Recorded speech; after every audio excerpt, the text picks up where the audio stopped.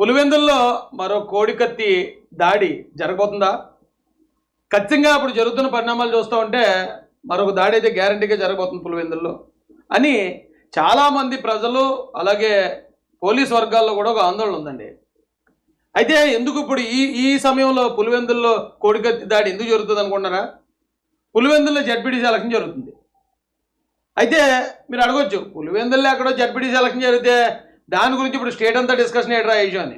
కానీ వైఎస్ఆర్సీపీ దీన్ని స్టేట్ ఇష్యూగా మార్చేసింది. ఒక మండల స్థాయిలో జరుగుతుంది జడ్పీటీసీ అంటే. ఆ జడ్పీటీసీ ఎలక్షన్ని వైసీపీ డీల్ చేసే విధానం ఈ రోజున రాష్ట్రంలో ప్రజలందరికీ కూడా ఆందోళన కలగజేస్తుంది. అక్కడ జడ్పీటీసీ ఎలక్షన్ జరిగితే మొత్తం సాక్షి మీడియా మెయిన్ ఎడిషన్లో, సాక్షి పేపర్ మెయిన్ ఎడిషన్లో అదే వార్త, సాక్షి మీడియా టీవీలో అత్తమోటి అదే వార్తలు, పులివెందుల ఎలక్షన్ స్టేట్ వైడ్ అదే. దానికి తోడు ఈ కోడికత్తి దాడి ఇదైతే చాలా ప్రమాదకరంగానే ఉందండి. పులివెందుల ప్రజలు అప్రమత్తంగా ఉండాలి.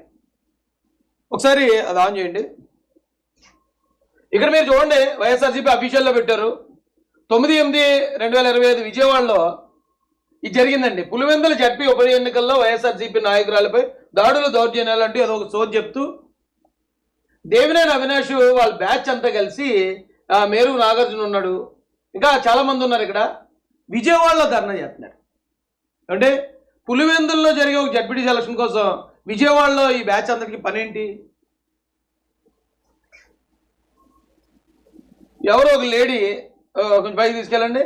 రాష్ట్రంలో రెడ్ బుక్ రాజ్యాంగం ప్రాణాలను నడుతుంది, పోలీసులు ఏదేదో చెప్పుకొస్తున్నారు. స్టేట్ మహిళా విభాగం సెక్రటరీకి ఒక పులివెందుల్లో ఒక మండలంలో జరిగే జడ్పీటీసీతో పనేంటి?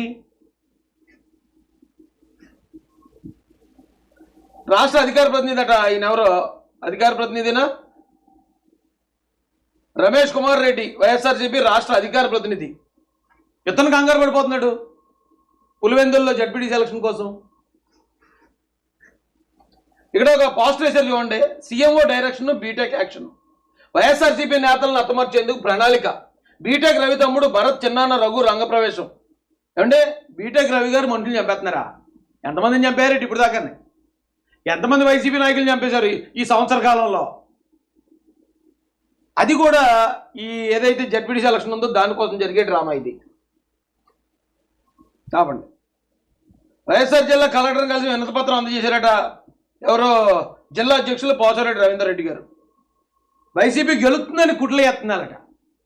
ఏమంటే ఈ కంగారు అంతా చూస్తుంటే ఎవరు కంగారు పడి కాలు తొక్కేసుకున్నట్టుందండి. ఒక జడ్పీటీసీ ఎలక్షన్ కోసం తెలుగుదేశం పార్టీ వాళ్ళు ఎవరన్నా రాష్ట్ర వ్యాప్తంగా ఈ స్థాయిలో చేస్తున్నారా? రాష్ట్ర వ్యాప్తంగా ఈ స్థాయి ప్రచారం ఉందా ఆ ఎలక్షన్గా? జడ్పీటీసీ 164 సీట్లతో కూటమి పటిష్టమైన స్థానంలో ఉంటే ఓ జడ్పీటీసీతో మాకు పనేంటి? ఆ జడ్పీటీసీ స్థానం కోసం ఎందుకు రాష్ట్రం అంతా ఇంత ఆందోళన, ఇంత అల్లకల్లోలం చేస్తుంది వైసీపీ? ఇప్పుడు ఇదే ప్రశ్న.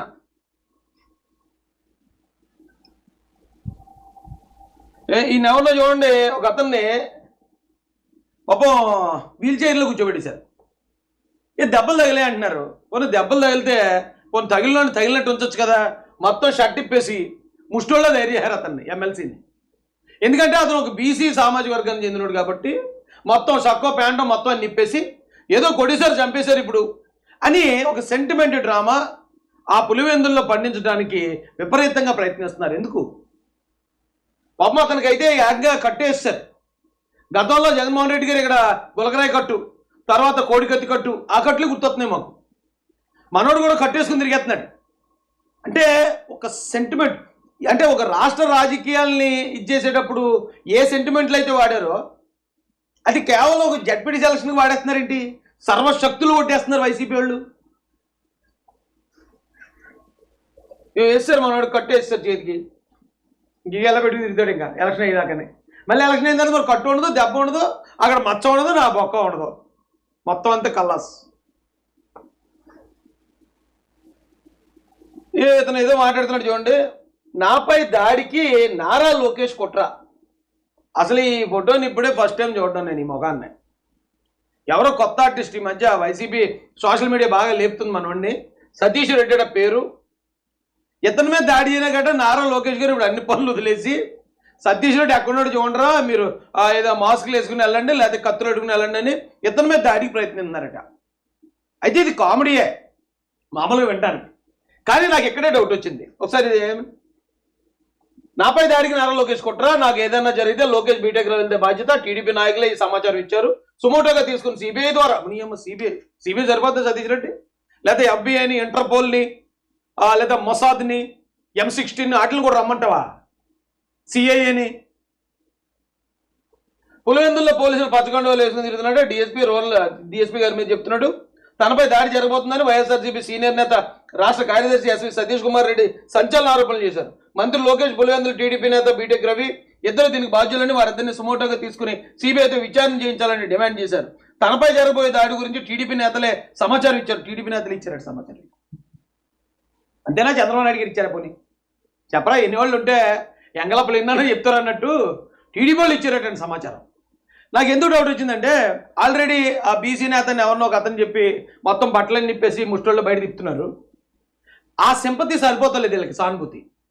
ఆ సానుభూతి సరిపోవట్లేదు కాబట్టి ఇప్పుడు ఇతని మీద కూడా వైసీపీ వాళ్ళే దాడి చేయించుకుని వాళ్ళే చేయించుకుంటారు. వాళ్ళకి అలవాటే కదా, గులకరాయి దాడి, కోడిగద్ది దాడి, గొడ్డలతో బాబాయిలు లేపేసి తెలుగుదేశం వాళ్ళ మీద వేసేసాం, ఇవన్నీ వాళ్ళకి అలవాటే.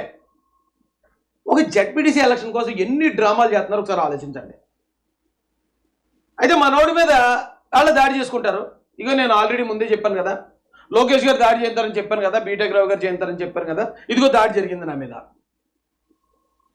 ఆ టైపు పులివెందుల్లో మరొక కోడికత్తి డ్రామాకి వెళ్ళి తెరదీయబోతున్నారు.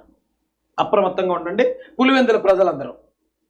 అయితే దీని గురించి పులివెందుల ఎలక్షన్ కోసం ఓ సమావేశానికి కొంతమంది పెద్ద మనుషులు చోటు కూర్చున్నారండి. ఈ పెద్ద మనుషులు చూస్తేనే నాకు అసలు ఎంత ఆపుకుందామన్నా నవ్వు ఆగట్లేదు. ఎవరు ఈ పెద్ద మనుషులు అంటే, ఒకటి అవినాష్ రెడ్డి గారు, రెండు ఎవరో సిద్ధార్థ రెడ్డి గారు, బైరెడ్డి సిద్ధార్థ రెడ్డి గారు, ఇంకెవరో పెద్దలు ఉన్నారు. ఈయన గురించి మనకు పెద్దగా తెలియదు కాబట్టి ఆయన గురించి వదిలేద్దాం. ఇప్పుడు ఒక అతనికి చేతికి దెబ్బ తగలేదని కట్టు వేస్తారు, బాగానే ఉంది. మరొక సతీష్ రెడ్డి మీద దాడి జరగబోతుందని ముందుగా ఇంటించి మీ ఓడిని మీరు ఏ బుర్రో బొక్క ఇట్టిపోతున్నారు, అది బాగుంది.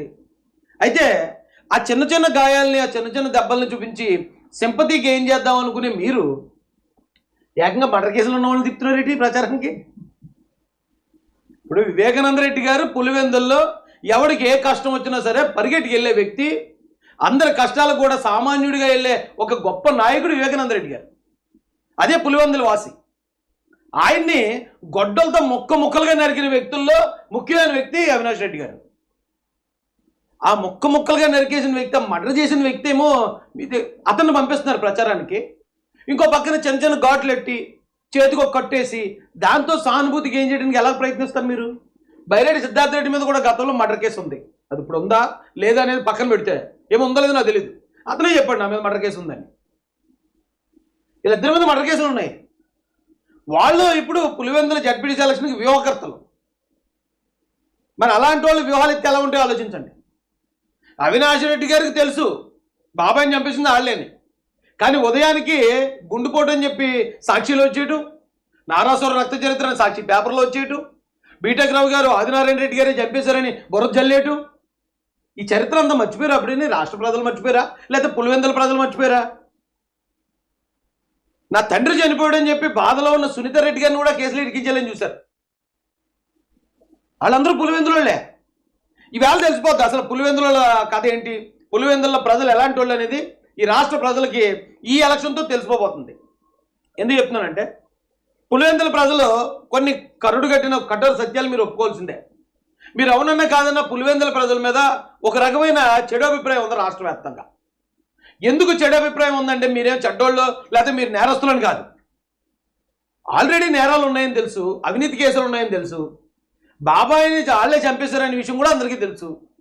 అయినా కూడా మీరు వాళ్ళకే ఓటేశారనుకో, మీరు కూడా వాళ్ళలాంటి వ్యక్తులని రాష్ట్ర ప్రజలందరూ మిమ్మల్ని అపార్థం చేసుకుంటారు. లేదా ఈ రోజున ఈ ఎలక్షన్తో వీళ్ళకి కానీ బుద్ధి చెప్పారనుకో, ఇక నువ్వు సీఎం క్యాండిడేట్ అవ్వు, లేకపోతే అవినాష్ రెడ్డి నువ్వు ఎంపీ అయ్యి ఉండు, ఎవరన్నా కానీ మీరు కానీ తప్పు చేస్తే పులివెందుల ప్రజలు నిజాయితీ కొట్టేసి మిమ్మల్ని కూడా ఓడిస్తారనేది మీరు కానీ చూపించారనుకో జడ్పీటీసీ ఎలక్షన్లో, స్టేట్ మొత్తం పులివెందుల ప్రజల కోసం మాట్లాడుకుంటుంది. పులివెందుల వైసీపీ జడ్పీటీసీ ఎక్కడ పెద్ద విషయం కాదు. ఎందుకంటే రాజశేఖర రెడ్డి గారు, రాజారెడ్డి గారు, అవినాష్ రెడ్డి గారు, జగన్మోహన్ రెడ్డి అందరూ అక్కడ వాళ్ళే కాబట్టి అవును వాళ్ళే నెగ్గారని కూడా అదేం పెద్ద విషయం కాదు.